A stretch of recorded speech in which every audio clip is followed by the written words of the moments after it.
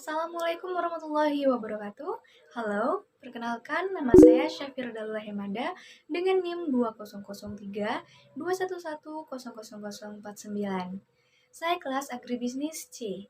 Video ini merupakan bentuk pemenuhan tugas 1 mata kuliah negosiasi dan advokasi bisnis. Saya akan menjawab 3 pertanyaan yang sudah diberikan oleh Bu Resti. Untuk pertanyaan pertama mengenai pengertian dan konsep negosiasi.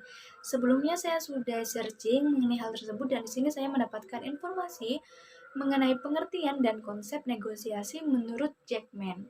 Menurut Jackman, negosiasi merupakan proses yang terjadi antara dua pihak atau lebih yang pada awalnya mereka memiliki perbedaan pendapat atau pemikiran yang berbeda hingga pada akhirnya mencapai kesepakatan bersama.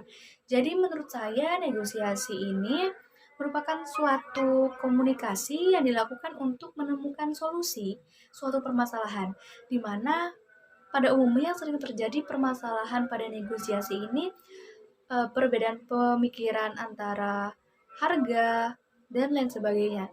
Kita ambil contoh kejadian yang sering terjadi di sekitar kita, yakni biasanya ada di area pasar. Di area pasar sering terjadi negosiasi antara penjual dan pembeli, di mana biasanya penjual dan pembeli kurang sepemikiran terhadap harga suatu barang atau jasa, sehingga mereka melakukan negosiasi, mereka berunding, dan akhirnya menemukan solusi, dan kemudian mereka menyepakati solusi tersebut. Biasanya negosiasi ini tidak ada pihak yang diuntungkan, tidak ada pihak yang dirugikan, maaf. Hal tersebut dikenal dengan istilah win to win. Dan negosiasi ini biasanya dilakukan secara langsung dan mungkin tidak terlalu formal. Kemudian kita lanjut ke pertanyaan yang kedua, yakni mengenai lobby dan diplomasi. Untuk lobby sendiri merupakan upaya persuasi, mengajak, atau upaya untuk merubah persepsi sehingga lawan bicara kita mau mendengarkan pendapat kita. Faktor yang menentukan lobby ini berhasil biasanya itu ada seberapa dekat hubungan kita, seberapa luas networking kita, kemudian apa pengaruh yang kita berikan kepada lawan bicara, dan bagaimana upaya kita untuk meyakinkan lawan bicara kita tersebut. Dan menurut saya lobby ini gampangnya merupakan suatu ajakan ataupun bahasa kasarnya mempengaruhi pihak lawan untuk sepemikiran dengan pikiran kita, dengan pendapat kita, seperti itu. Kemudian jika diplomasi merupakan negosiasi yang dilakukan oleh suatu negara terhadap negara yang lain. Diplomasi ini dapat menjadi suatu alat ataupun sarana kepentingan suatu negara.